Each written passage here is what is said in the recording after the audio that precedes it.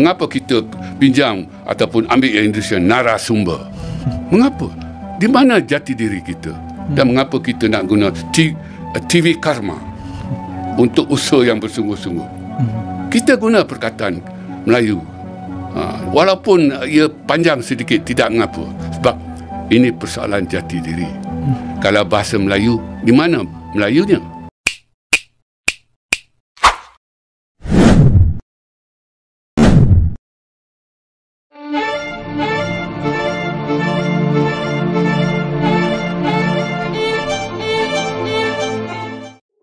Bahasa Indonesia dan bahasa Malaysia memiliki akar yang sama, yaitu bahasa Melayu kuno.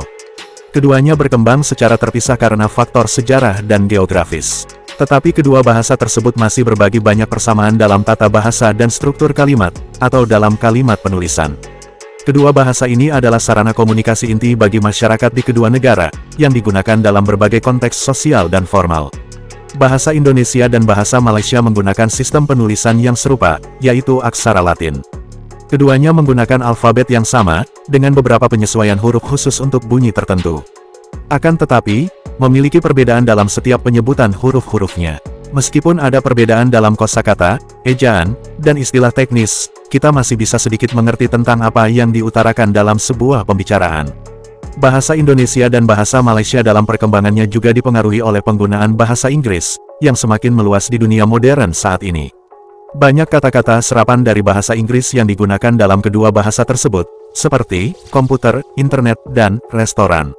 Perbedaan dan kesamaan antara bahasa Indonesia dan bahasa Malaysia mencerminkan perjalanan sejarah dan perkembangan masing-masing bahasa di wilayah yang berbeda, dan dikembangkan di tempat yang berbeda. Jadi, kedua bahasa tersebut tidaklah lagi bisa disebut sebagai bahasa yang sama. Seperti istilah-istilah kata yang nanti akan kita saksikan, yang tidak ada pada bahasa Malaysia, namun kata-kata itu ada pada bahasa Indonesia. Untuk itu, mari kita saksikan video reaksi berikut ini.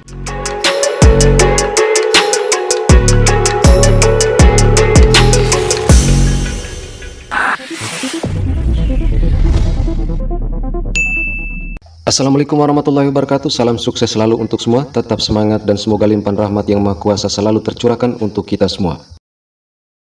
Oke, kali ini kami mereaksi sebuah video perdebatan tentang bahasa di Malaysia dalam penggunaan beberapa kosakata pada sebuah sidang dewan dengan Perdana Menteri Malaysia. Saya ambil contoh perkataan ketimbang, digunakan sebanyak 27 kali. Saya semak dalam kamus dewan, tidak ada perkataan ketimbang. Jadi ketimbung, ketimpung. Ya tidak ada ketimun, ketimbang tidak ada. Saya tak tahu dalam kamus mana yang dirujuk perkataan ketimbang ini. Ini kena belajar bahasa juga sedikit. Macam ketimbang. Saya tanya dia orang bahasa. Istilah ini, dia ikut zaman. Dia apa yang disebutkan keperihalan keadaan. Ini teori bahasa. Context of situation. Orang guna, dia guna. Dulu tidak ada alaf. Tidak ada mampan. Tidak ada ketelusan. Tetapi, bila kita gunakan, dia orang bahasa teliti, terutama ucapan belanjawan, dan dia rasa sesuai, dia kembangkan. Dan saya sama setuju dengan Bra supaya kita memperkasakan bahasa. Dan malah oleh itu, konsisten dengan seruan Bra itu, saya arahkan semua jabatan kerajaan dan syarikat-syarikat tempatan tidak boleh menulis dalam bahasa Inggeris atau bahasa lain, tulis bahasa Melayu. Tapi kalau syarikat antarabangsa itu dikecualikan. Ada yang salah faham. Syarikat antarabangsa boleh. Ada yang tidak setuju. Jadi saja selingan soal bahasa dibangkitkan. Saya nak merujuk kepada istilah maha kaya yang digunakan oleh Amat Berhormat Mun. Berdasarkan kepada keilmuan istilah dalam Islam, maha kaya ini Tan Sri Dipertua dikhususkan hanyalah kepada Allah Subhanahu Wa Taala. Kita subsidi kepada golongan maha kaya. Ada yang bangkitkan mengapa saya sebut maha kaya.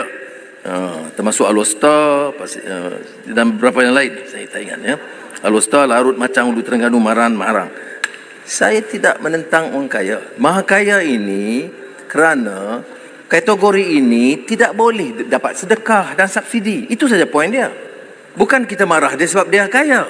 Kita kata program subsidi macam diesel, minyak, ayam, semua ini dapat manfaat kepada golongan kaya. Jadi kita nak elak daripada ini berlaku, sebab itulah dikatakan penyasaran subsidi. Dan kalaulah dengan cara ini rakyat terbeban, harga gula naik, atau harga tepung naik, atau harga ayam naik, kita tidak akan ubah dasar subsidi ini, tetapi kita beri suntikan tambahan STR yang melibatkan 9 juta rakyat, maknanya yang akan mendapat faedah daripada bantuan daripada kerajaan untuk mengurangkan beban mereka. Tapi dibangkitkan, ini soal bahasa sedikit. Mana dia maha kaya? Tak betul. Maha tu istilah maha. Mahasiswa? Boleh pula. Kemudian ada lagi istilah umpamanya Mahathir. Baik. Sebab kata tak boleh. Ini hukum. Ini hanya kepada Allah SWT, Maha Suci, atau paling tidak Maha Mulia, hanya kepada Sultan. Tidak boleh. Ini mahasiswa boleh, maha guru boleh, maha wangsa boleh. Ya, beberapa negara di Asia Tenggara dikenal sebagai negara yang religius. Mereka memiliki keterikatan dengan keyakinan beragama dan mengakui serta menyembah Tuhan. Maka dalam tradisi literasi muncul banyak ucapan ataupun tulisan yang memasukkan unsur ketuhanan, termasuk nama-nama dan sifat-sifat Tuhan yang sering dinyatakan sebagai maha. Maha berasal dari bahasa Sanskerta dengan arti yang hampir sama dengan Kamus Besar Bahasa Indonesia yang berarti sangat, besar atau mulia. Dan ketika penggunaan kata maha sebagaimana yang dipaparkan pada video tadi, sebenarnya tergantung perspektif atau cara pandang. Karena kata ini bisa menjadi kata benda ataupun kata sifat. Jika menggunakan perspektif religi, maka kata ini dapat dikatakan kata sifat yang ditujukan kepada Sang Pencipta. Namun jika dari perspektif bahasa, maka kata maha ini bisa memunculkan ragam makna dengan objek yang dituju seperti apa, siapa, dan bagaimana. Karena kata ini bisa menjadi kata benda ataupun kata sifat, seperti contoh yang diungkapkan oleh Perdana Menteri Malaysia tadi. Namun hal yang bisa dipetik bahwa ada pelajaran untuk berliterasi dari kata-kata yang terdengar seperti kata ketimbang yang diungkapkan pada video tadi. Mungkin kata ketimbang tidak termaktub dalam kosakata bahasa Melayu, tetapi kata ketimbang ada dalam kosakata bahasa Indonesia, dan ini membuktikan bahwa bahasa Indonesia lebih kaya kosakatanya dan lebih maju satu langkah dari bahasa Melayu di negara jiran. Berbanding dengan Indonesia, sebab ini saya buat saya punya pemantauan berdasarkan kalau kita tengok movie saja, kita tengok filem. Bila mereka melihat orang Malaysia, mereka akan bercakap bahasa Inggeris. Tapi bila mereka melihat Indonesia, mereka boleh nak bercakap bahasa Indonesia. Adakah ini menunjukkan identiti mereka jauh ke depan berbanding kita sebenarnya? Oh, sudah tentu. Identiti mereka jauh ke depan. Kerana jati diri yang diperlihatkan oleh mereka sendiri itu. Jadi itu sebab jati diri itu penting bagi kita juga, supaya orang dapat melihat kita dan juga menilai kita sebagai lebih tulen lah. Seperti yang mereka lakukan terhadap orang-orang Indonesia. Kecenderungan yang saya kira tidak sihat lah akhir-akhir ini ialah para pemimpin kita suka sangat mengambil istilah-istilah daripada Indonesia. Prakarsa. Rakyat pun tak tahu apa maknanya. Kalau dalam bahasa Inggeris, inisiatif. Kalau dalam bahasa Melayu, usaha. Mengapa kita perlu pinjam perkataan Indonesia sutradara yang tak ada makna pun bagi kita kan. Sudah lama kita gunakan perkataan pengarah yang begitu senang difahami.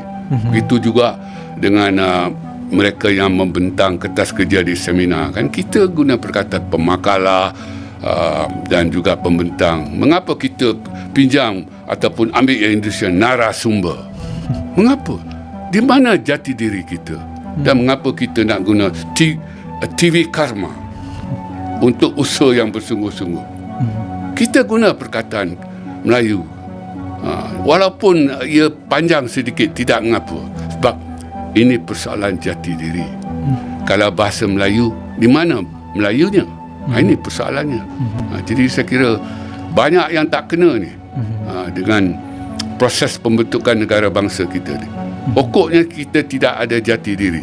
Kalau ada pun lemah sekali. Ketika hanya sebuah kata yang dipertanyakan, maka harusnya penggunaan kata-kata atau kalimat-kalimat yang mencampur adukan antara bahasa Melayu dan bahasa Inggris harusnya juga patut dipertanyakan, sehingga tidak terkesan standar ganda dalam melihat suatu bahasa. Oke, demikian video ini. Terima kasih untuk semuanya. Wassalamualaikum warahmatullahi wabarakatuh.